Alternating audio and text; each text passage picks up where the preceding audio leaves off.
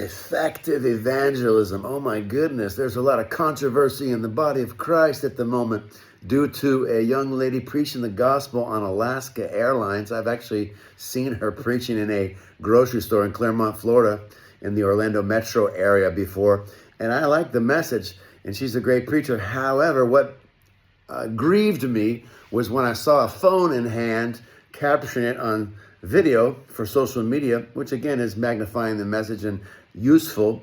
However, it also kind of cuts and disconnects the interpersonal dynamic of a human connection when speaking and delivering an eternal message. So that is the only suggestion I would have for the lady, is get a videographer to accompany you so you don't have to have the phone in hand when delivering biblical truth to humanity, so they can sense and feel your sincerity. That would be a more effective evangelistic approach, and simultaneously do things decently and in order, in alignment with Corinthians, which the Bible does say things should be done decently and in order. And Alaska Airlines did not give you permission to videotape people and invade their privacy. You can speak freely, most certainly, under the Constitution of the United States and the First Amendment, but holding a video camera in hand is somewhat of a personal privacy violation. And after 911, and I worked at Ground Zero the first week of 911, we have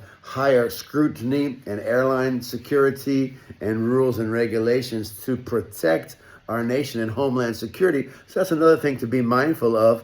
And if somebody tells you to sit down, just do so quietly and respectfully and courteously, and you'll have a more greater impact and legitimacy and credibility with humanity. But if you need help, pastors, to teach your people evangelism and how to go into the streets and the highways and the byways and the community to reach people, whether it be one-on-one, deeply, personally, sincerely, or speaking to society in the cities, mass evangelism like the evangelist Philip in Acts chapter 8, who also went out and spoke to the Ethiopian eunuch one by one. So a true evangelist can minister to people individually and also to the masses in society and have a deep impact to bring people to your church to grow and mature and be discipled and come into the fullness of the blessing of Christ. So be blessed. Keep preaching the gospel. Jesus never told us how to preach. He said, go into all the world and do preach.